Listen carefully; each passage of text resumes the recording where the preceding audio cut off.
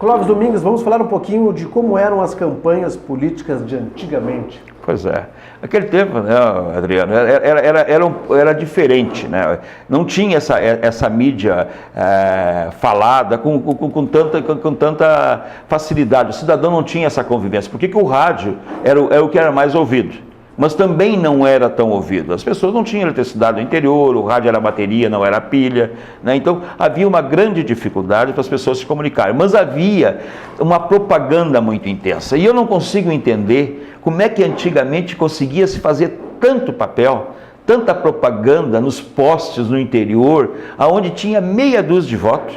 Né? O interior, claro que o interior naquela época houve uma grande imigração para as cidades, né? E para grandes cidades, isso foi normal em todo o Brasil, né? Em todo o mundo, mas mesmo assim o interior não tinha tanta população para ter tanta propaganda de partidos diferentes, candidatos diferentes que tinha, já tinha uma quantidade grande de partido, e aqueles postes de luz, isso me chamava a atenção, era tapado de cima a baixo por propaganda eleitoral de candidatos. Então, aquilo nos chamou muito a atenção, né, naquele período, e depois, sim, aí começou também, o rádio também era forte também, mesmo dentro das restrições de que nem todas as pessoas tinham comunicação com o rádio, mas ficava... E os comícios, né?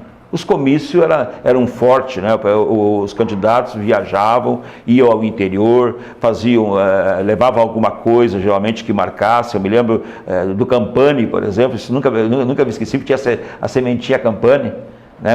A semente, ele trabalhava com sementes de produtos hortifrutigranjeiros, e aí ele pegava e dava a sementezinha da Então era um candidato forte aqui da região, do Caí, aqui dessa região nossa aqui. Então as campanhas podiam ser feitas doações, né? O eleitor podia ser cooptado, né? com brindes, com alguma coisa, boneca, camiseta, qualquer tipo de coisa, churrasco. Como o candidato entendesse, ele podia fazer. Então, claro que o poder econômico já naquela época já tinha muita força também, né? Mas a mídia, o bom candidato da época, era um candidato especial, um candidato diferente, né? Era o bom político.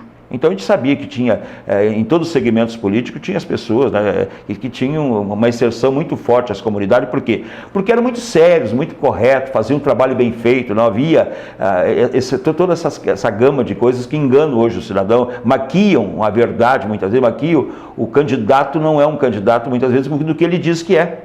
Ele diz uma coisa, mas na realidade ele vai fazer outra bem diferente, né? Ele engana o cidadão. E naquele tempo não, as pessoas tinham uma vivência muito forte junto a esses candidatos, e aí com isso ele ficava muito comprometido com o cidadão e com o eleitor.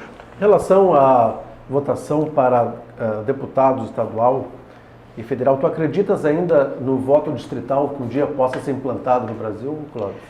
Pois é, a questão do voto distrital, eu sei que seria o ideal, né, que cada região tivesse os seus candidatos indicados pela própria região, né, pelo distrito, né, eleitoral dele, que ele teria também, teoricamente, um compromisso maior com aquela comunidade.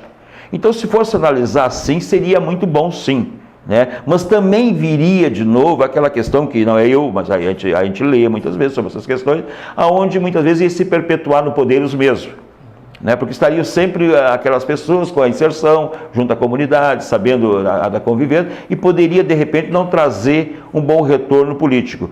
Talvez o misto seria o ideal, o distrital e o direto pelo eleitor. Eu acho que quem tem que ter e está provado que tem, pelas eleições que nós temos tido nos últimos anos, o eleitor tem sim visto quem é melhor para suas comunidades, quem tem mais densidade eleitoral. O eleitor está vendo muito bem essas questões. Se tu observares bem quem está se elegendo nos partidos, são pessoas com grande densidade eleitoral, né? E sabem muitas vezes que aquele candidato tem realmente uma afinidade com o cidadão, com aquela inserção junto ao eleitor, naquelas questões que o eleitor gostaria que ele tivesse. Por exemplo, quando é na agricultura, quando é construção civil, quando é de criar escolas, né, envolvimento com o aposentado, com a mulher. Então, as identificações dos candidatos são muito importantes. São candidatos fortes nesse segmento, e aí tu vai encontrar em todos os partidos políticos candidatos envolvidos com esses segmentos. Mas o eleitor escolhe algum.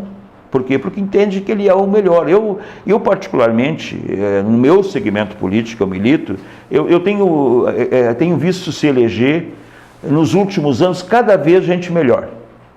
E talvez eu esteja sendo ingênuo, talvez em função da idade virei bobo. Mas eu tenho visto gente cada vez melhor sendo eleito. Pessoas mais envolvidas com a sociedade, mais comprometidas. E claro que sempre tem um ou outro enganador do meio. Mas a maioria é gente bem intencionada, com vontade de trabalhar e mostrar um bom serviço para o cidadão.